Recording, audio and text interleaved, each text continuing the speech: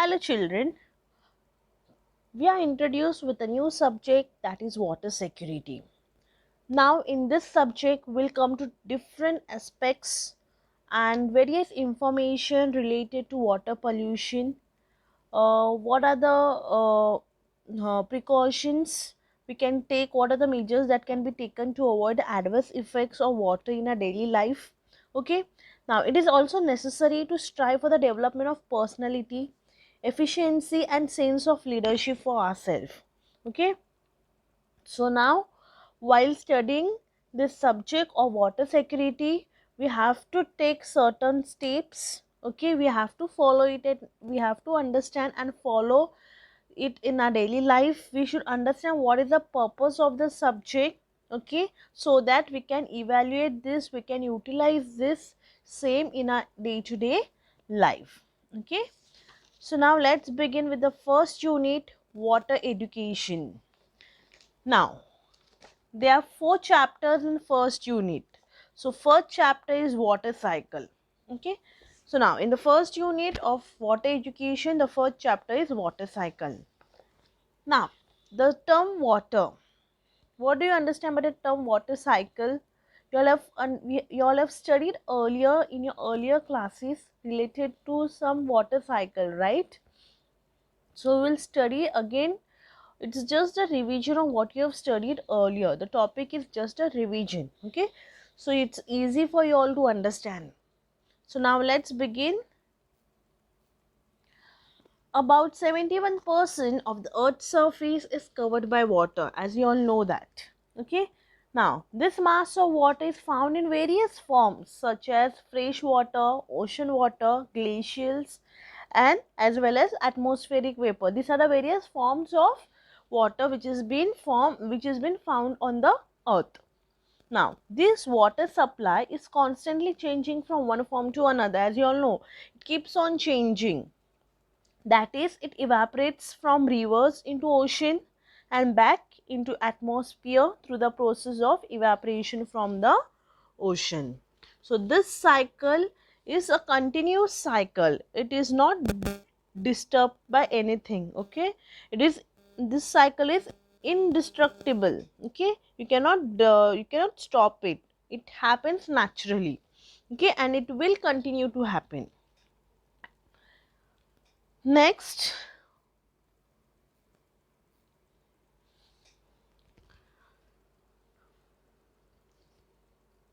now let us understand the water cycle. How does it happen? Now severe heat causes the water in the ocean to evaporate, right? Now as it is lighter, it rises to the sky. Okay, it forms clouds together. It becomes heavier because of the water in it. Due to the cloud air, water from clouds that falls on the ground in the form of rain, this water flows through the rivers and return back to the sea. In this way the water travels from different conditions and returns to the sea. That is, a cycle is completed. This is called as water cycle. So what is this water cycle? We can see the water is been evaporated by the heat of the sun, right? Now as it is lighter, it rises to the sky, it goes upwards towards the sky, it forms clouds together. Now when it forms clouds, it becomes heavier. So when it becomes heavier, then it comes down in the form of rain. Now this rainwater flows through rivers, right, and it goes to the meet the sea. So again in this way, again the water has been evaporated from the sea and it goes back to the sky to form clouds. So that means the cycle goes on and it is a continuous cycle. So this cycle is called as water cycle. So this journey from sea to sea is due to the constant movement of water in the earth's underground. Okay, due to the earth's underground, evaporation, transpiration from the leaves of plants, liquefaction, precipitation, seepage from the soil, runoff water from the surface and subsoil, etc. So these are the various factors, okay, which helps in this process of water cycle. Now while this is happening, water goes through various stages such as liquid, gaseous and solid. Now let us see the next, evaporation. The process by which water gets converted into vapors due to heat is called as evaporation. Now this is essential part of water cycle. It is the most important part of the water cycle. Only when the heat is evaporated, that is by the heat of the sun, okay, the heat of the sun causes this process of evaporation from lake, sea, soil, right, and other sources of water. Okay, so only when it happens, then only we can get the water back in the form of rains. The higher the temperature, the higher the evaporation rate.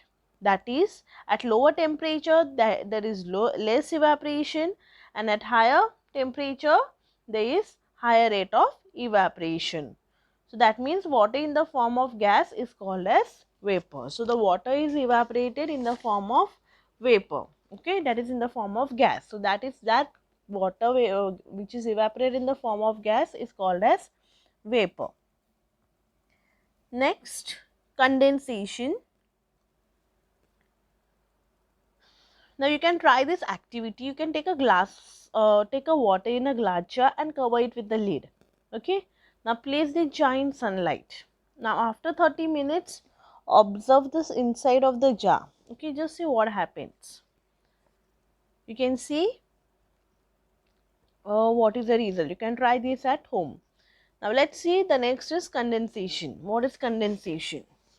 As the vapor rises higher, the air pressure naturally decreases and the temperature begins to decrease. As the temperature drops, the vapor begins to liquefy. As long as the tiny drop of water is light in weight, it is weighted in the air. As these tiny drops come together to form large droplets, they transform into clouds that appear over a large area of the sky. Now, this vapor is also seen as a mist near the ground. This vapor is also carried in the clouds. Okay, there are also tiny droplets of water in the cloud. Okay, which increase in the size and weight and collide with each other and fall as a rain on the earth under favorable conditions. So there are different types of rainfall. Water is a mixture of water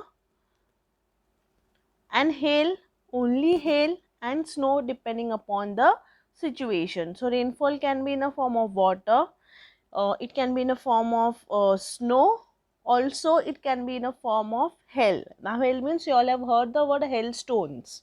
Okay, it is a solid form of ice. Okay, which is more, we'll see we will see it further how it looks like. Okay, we'll come across that, so don't worry. Next,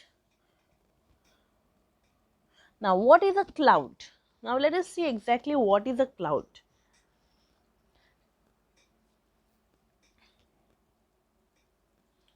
Now clouds that form in the sky are also the form of water, right?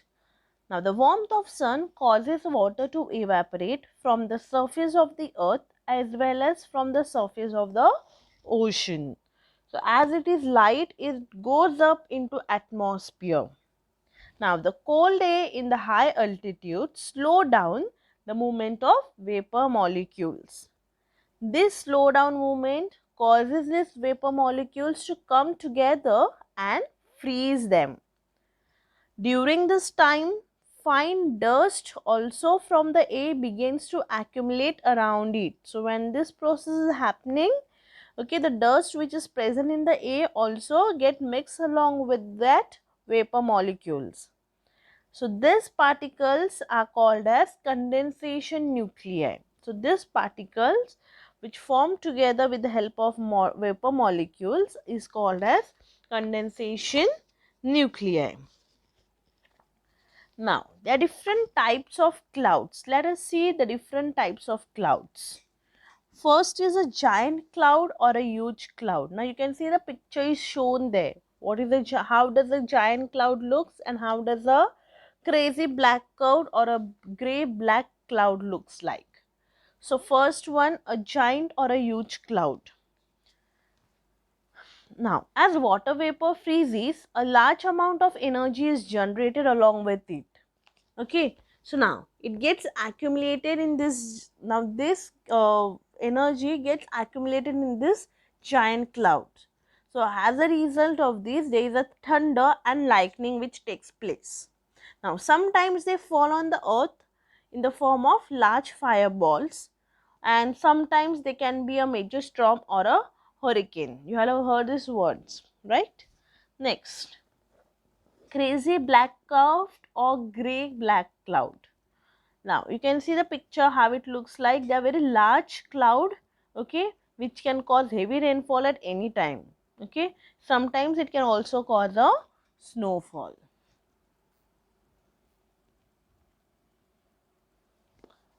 Next, condensation, or it can be also said as compression.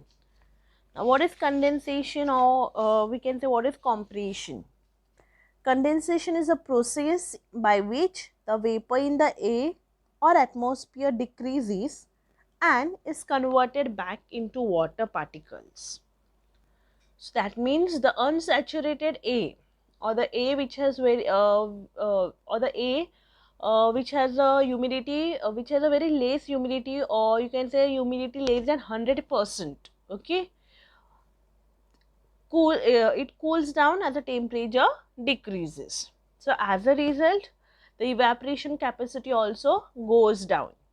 Eventually, this air becomes vaporized, which means it is a relative humidity is 100%.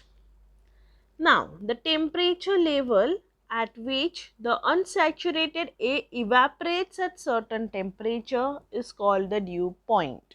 Okay, so the temperature at which the unsaturated air, the air which is unsaturated, it evaporates at certain temperature. Okay, so that is called as the dew point. Now, in this action of condensation, there are two factors which are very important. Okay, the first one is the temperature in the air, and the second one is a relative humidity. So, the condensation depends upon only these two factors. So, that means if the relative humidity, that means as the temperature of a humid air decreases, it evaporates and greater condensation occurs. Now, during condensation, vapor is converted into water particles, or also it can be converted into ice.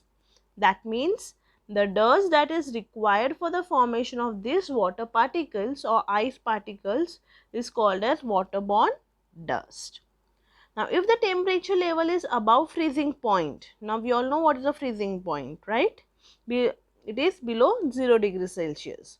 So, if the temperature is below that freezing point during condensation, then the conversion of vapor into water particles is seen in different forms like a dew, fog, clouds or rains. Okay. Now, if during the condensation process the dew point is below freezing point, that is below 0 degree, then the vapor is converted into ice and there is dew, hail or a snowfall. So, that means the overall condensation requires a lot of humidity in the air, and the temperature of air also has to go down. Okay. Next,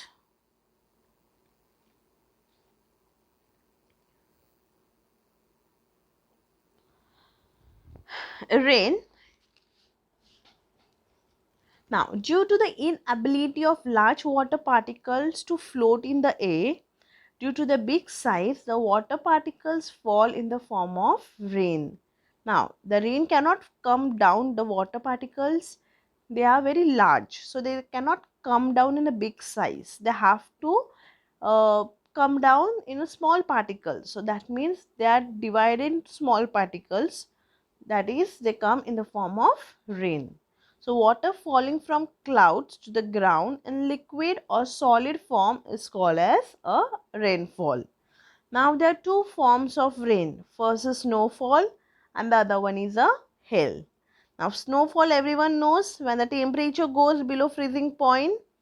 Okay. The precipitation that takes place when steam is directly converted into snow is called as a snowfall. And hail means the pellets of frozen rain which fall in showers are called as hail. Y'all can see how it looks like in the picture. Okay. Next. How does it rain? Rainfall in the Indian subcontinent is called monsoon. Okay. Now the word monsoon is derived from the Arabic word that is Mausam. Now Mausam means it is also known as season. Now when the clouds are joined by the wind, the clusters of cloud begins to come down in the form of drops due to the weight of water. Okay. Now in between, some drops they vanish, okay, but some of the drops reach the earth from the atmosphere. That is what we call as rain. Now during this time, the size of the vapor dust increases. When they cannot carry their own weight, they separate from the clouds and fall to the ground in the form of rain. Now when the large amount of evaporated clusters come together, there is a dense or black clouds which forms. Okay. Now even when the sun rays cannot penetrate them and reach the earth, at such time there is no appearance of sun during the day. Now you all can see sometimes it is very cloudy, no sun at all. Why? Because the sun rays cannot reach to the earth. They are covered with those large clusters of clouds. Okay, those dark clouds. That is why we cannot see the sun. At such time there is no appearance of sun during daytime. These black clouds together can go very high. Now very large and black clouds can reach height up to 15 km in the tropic. This type of clouds can cause very heavy or torrential rain. Next,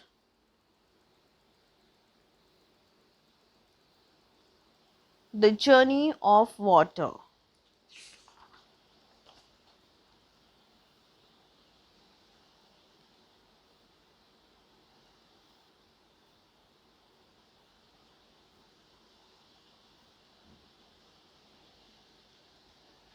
Now everyone can see the water cycle. So now I will just explain you how it happens. Now what is what is available everywhere on the earth? It can be in the form of solid, it can be in the form of vapor, or it can be in the form of any liquid, right? Now due to the heat of the sun, the temperature rises. So when the temperature rises, the transition of water to vapor continuously happens. So this process continues uninterrupted in any type of open reservoirs such as lakes, rivers, seas. Similarly, the evaporation of water in animal and plant body also continues. The vapor created by this evaporation becomes lighter and goes up in the air. Now, all this vapor form clouds, they rise up in the atmosphere. Now, these clouds which are formed by the mixture of fine dust particles, they freeze due to the cold air in the upper atmosphere. Now, when these clouds are blowing with the wind, they get blocked by mountain or a very high mountain ranges and move higher. The size of such clouds also increases.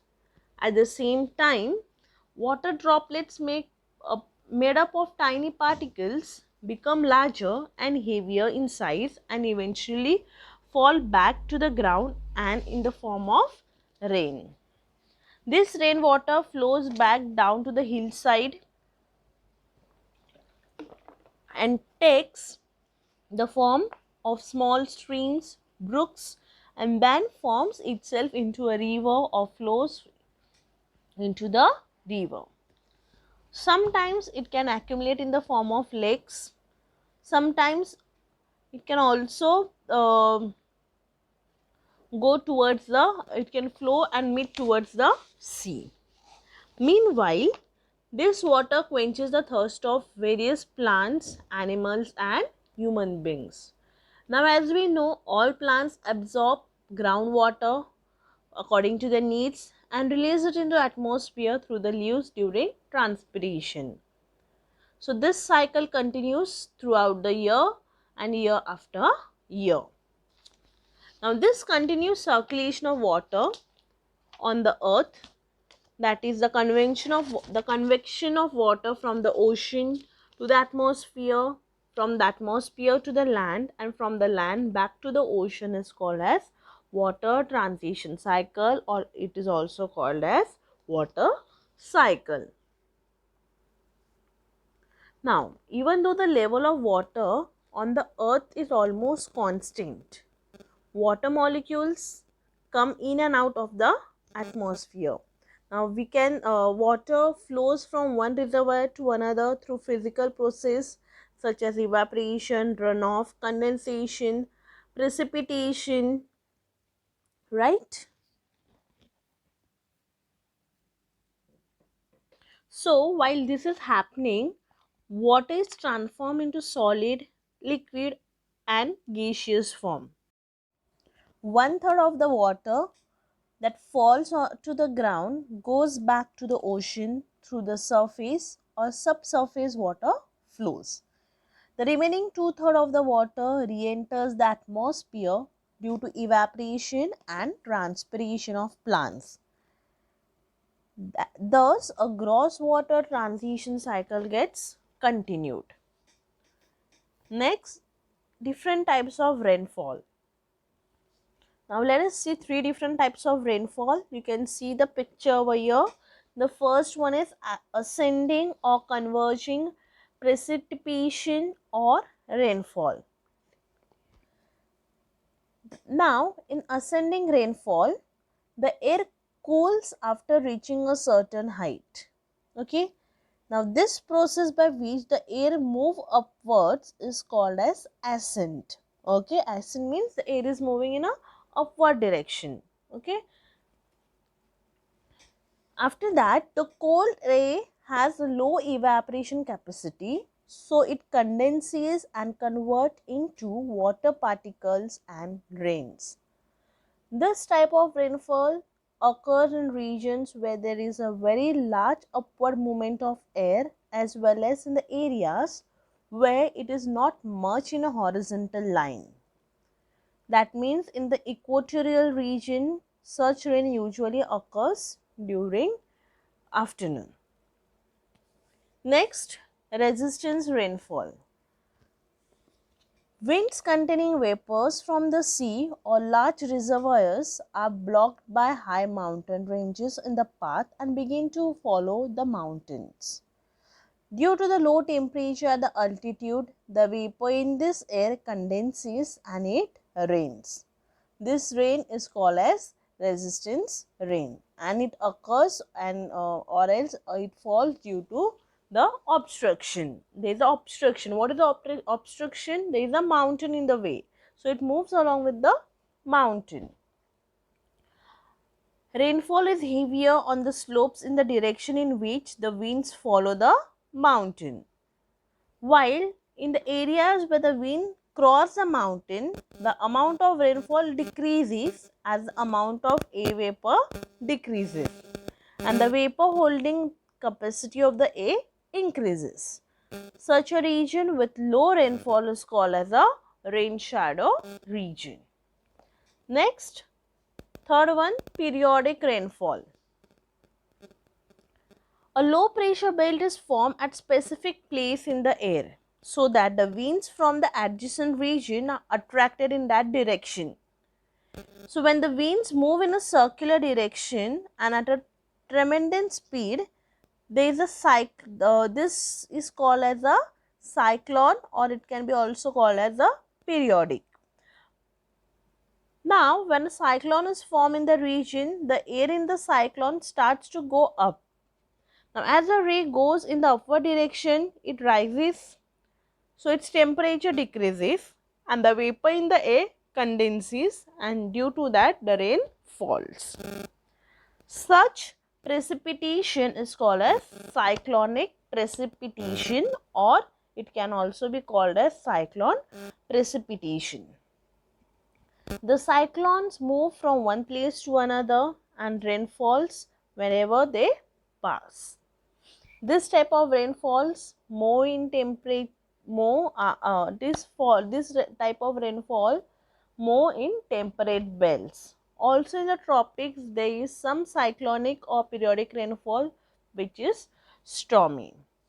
Now out of all the above three types of rainfall, resistance type of rain falls in most parts of the world. There is such certainty in ascending resistance and sorry there is such certainty in ascending type rains and but there is also uncertainty in resistance and periodic rainfall. Therefore in the cases sometimes we have to face disasters like heavy rains, floods and sometimes droughts. Now uh, if we consider Maharashtra, there is a resistance rainfall in Western Ghats. Okay. Now rainwater, when it falls on the ground, some of the water it seeps into the ground, okay, or it is also carried to the ocean in the form of runoff. Now let us see what do you mean by seepage and runoff. Now as we know, when the rainwater falls on the ground, not all the surface water flows in the rivers. Some water it seeps into the soil. Groundwater is the water that seeps into the soil. The period of surface water flow depends on the porosity of the soil, the type of the soil, the slope of the groundwater, etc. So there are various factors which depends in the process of seepage of water. Now depending on the factors, water seep first into the subsoil and then deeper into the ground. Groundwater recharge occurs. To some extent, this water can come up to the surface as a source of living water. Deep-seated water can be stored in the soil for a long time. Next, runoff. A watershed in an area of land on which all rainwater that fall is collected in a specific source of water. Watershed, size, length, width, rainfall, soil texture and other properties are related to each other. They determine the limit of water accumulation or stagnation of the catchment area. Runoff is an integral part of the water cycle. Its regulation and management is intended for watershed development. Now, surface water and groundwater are stored in lakes naturally created due to topography. In the river basin, surface water and groundwater are constantly circulating. Water enters the ocean and changes its position in the water cycle. So, with this, we have completed first chapter. Now, students, for your homework, before that, you all have to buy a book of standard 9, okay, water security. You have to go to a shop and tell the shopkeeper to give you 9 standard water security book textbook. It is a textbook printed by Maharashtra State Board, okay. So you have to tell him to give you the book. If you want the picture, I will put the picture of the book in the WhatsApp in the WhatsApp group, okay. So you can get a reference how it looks like. So you have to purchase a book from the shop. Now after that, after each lesson there is an exercise. Now what you have to do, you have to make a 200 pages long book and you have to cover your book. Very important thing, you have to cover your book. Your books carries marks, so see that you cover your book, okay. And then the exercise questions which are there, you have to write the exercise question in your notebook, okay.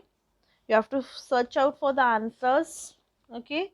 And there might be some activity questions, like you have to find like here in this, the fourth question, find out the information about the places in India regarding heavy rainfall. So they have mentioned you 5 places. you have to for search on the internet, you can google them, you will get the information regarding these places, how it is, what is the rainfall. So you have to write the information about these places and also stick the pictures. Okay, then you don't have to do question number 6. Okay, don't do question number 6. Even question number 10 and question number 11, you don't have to do. Rest all the questions you have to do. I will repeat which questions you don't have to do. You don't have to do question number 6, you don't have to do question number 10, and you don't have to do question number 11. So these 3 questions you don't have to do. Rest all of the questions you have to write them in your notebook. Okay, thank you.